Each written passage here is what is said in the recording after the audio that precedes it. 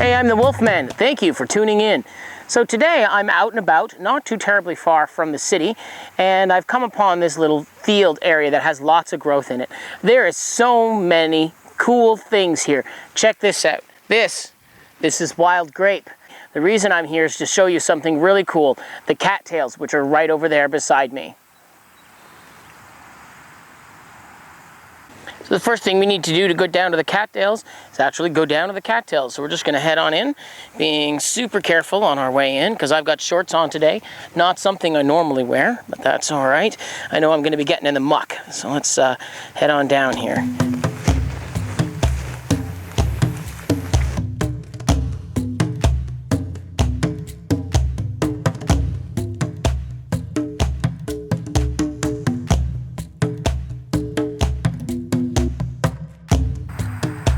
So I crossed over this little tiny waterway here to find this beautiful grove of cattails. Look at this. Now we're going to be able to use every single part of him, but the number one thing that we want to do is dig down here. We're going to pull out his root system. So I'm just going to take my hand and just jam it right in the ground, and I'm going to feel around inside to try to feel as much of the root system as possible. The more I get, the better off we're going to end up being.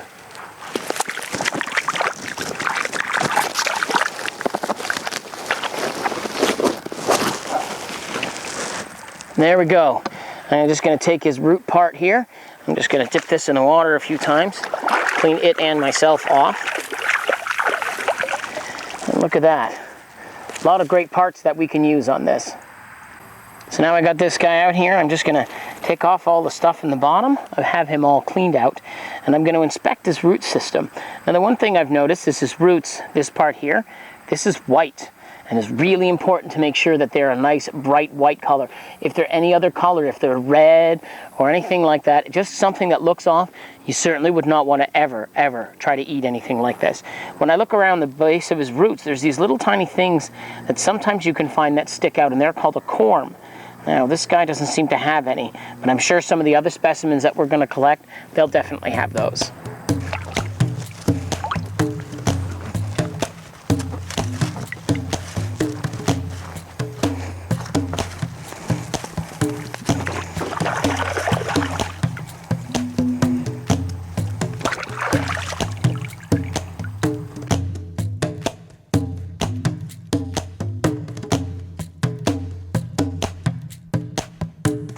So now that I have these all cleaned off, one of the first things I'm going to notice is the corms, and that is these little thingies here, right there. And these corms are actually edible, so we can pull one of them off, and here it is here. So all I want to do to eat this, and it's filled with starch and all kinds of good things, is just give that, take all the shavings off of it and all of the stuff, and I can feel as I take it off, it gets a little drippy and squishy in my hand, and that's some of all the great goodness. Yeah, and they have a really cool taste to them. So you can just take these off and you can just basically eat them just as they are, as long as you make sure that you take everything off of it. And again, being as the fact that I'm putting this in my body, it's so important that I make sure I have a good source for picking these, that there's no, chemicals or anything from a farm or anything like that in them. Super, super important.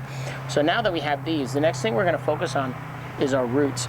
So the first thing we want to do here is we can just take these, we can just cut these off. Now we don't want to lose any of these root systems, because that's very, very important. I'm just going to put them on a table here. It's going to go a little faster. There we go. So we want to keep these because we're going to use these in a moment.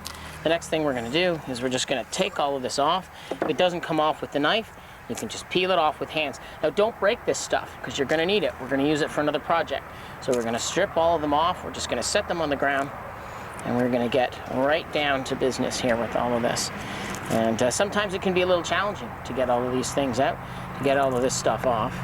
And you see when I dig my fingernail in it, I can hear that little ripping sound. There we go. That's just what I want, is to get rid of all of the stuff and expose a beautiful white inner core. There it is, right there. Look at that. Now the fact that I know this is good quality, again, like I was saying earlier, is this is white. If it's any other color, you don't want to eat it. So if I can go ahead here and I can take all these apart, then I can saute these, and I can actually use them much as you would a piece of onion or something. And really, you only want to start until the white up until it starts to get a bit green. So I follow that maybe to about right there, and I'm going to cut this guy right off. There we are. So that's the part here that I can saute and I can cook. Now when I separate this, as I said, I wouldn't recommend eating it unless you absolutely had to. You can see in here, look at that, like that fuzzy white stuff in there. That is the starch. That's really cool because you can use that for making bread.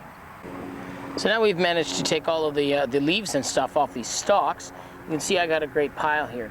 But this isn't compost or waste. This is going to be great for natural cordage. Now it's not going to be the strongest of natural cordage, but you can take 3 long pieces here. I just have to look and sift through, see what I can find. There's that one, and let me see. I'm going to get this guy here. There we are. So now all I'm going to do is I'm going to start up at the top. I'm just going to give it a twist. And then I'm just going to start to braid it. I can, even because it's nice and flexible, go as far as to tie a gentle knot in this stuff. There we go, just like this. Now you'll notice if you do this yourself at home, it's a little sticky, and that's the starches inside. So now I've got my 3 parts, and we're going to start our braiding. So we're going to go this over this one, this over this one, and we're just basically going to keep this routine up while we braid it. And I'm just going to do a very quick braid here so you can see sort of how it's going to come along.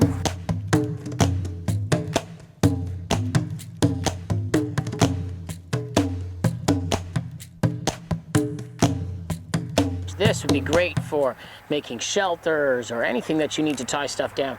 Now I can pull on it. I mean, I can hear the fibers start to break, and I can put quite a lot of pressure on there, enough that it's really not that easy to break, if I can break it at all.